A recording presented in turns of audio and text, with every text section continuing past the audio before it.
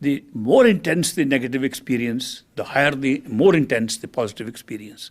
The more intense, then why should we take the trouble of creating a real, terrible torture situation if we are going to just use that terrible experience just to intensify the positive? The reason is the positive is real always. This is created illusion. For example, you go to sleep, have a terrible nightmare, very bad dream. You're tortured in the dream. You feel bad.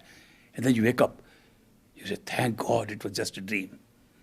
That's exactly what we say when we go back home. Thank God the whole thing was dreamlike.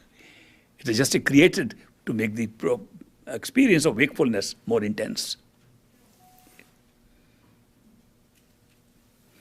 This is so wonderfully arranged. We like to have a real experience. We don't want shadows. We can see a shadow. A shadow is never like us. How can somebody talk to a shadow and have a feeling of love and devotion and all that? How can a shadow do anything for us?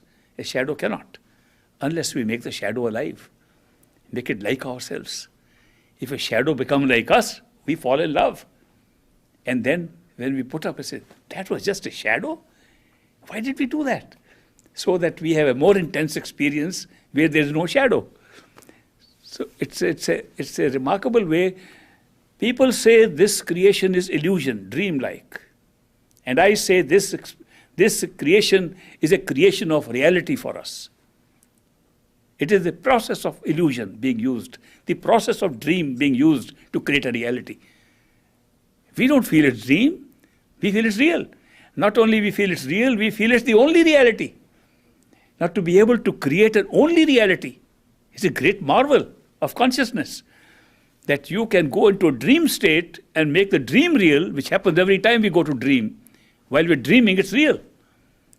So long as the dream lasts, we are not aware of where our body is sleeping.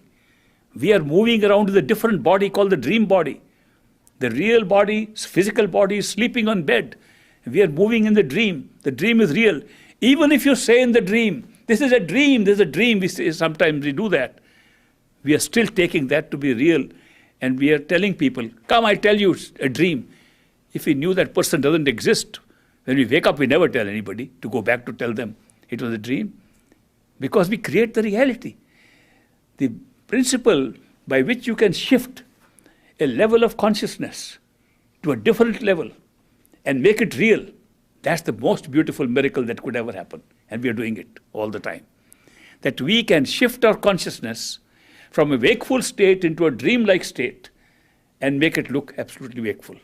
And we can go to sleep again in the dream, have a dream within a dream, and still make it like it is real and wakeful. It's a wonderful thing.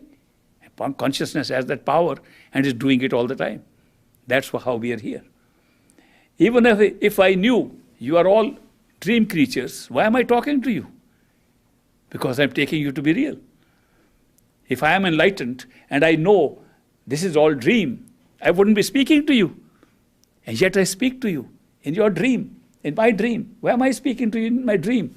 An answer was given by a famous Swami of India. His name was Vivekananda.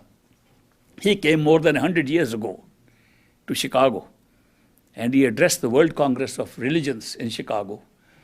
And he was picked up by a lady who was just sitting somewhere. They didn't know that he was able to speak English. But when he spoke, for 2 days he spoke in that conference.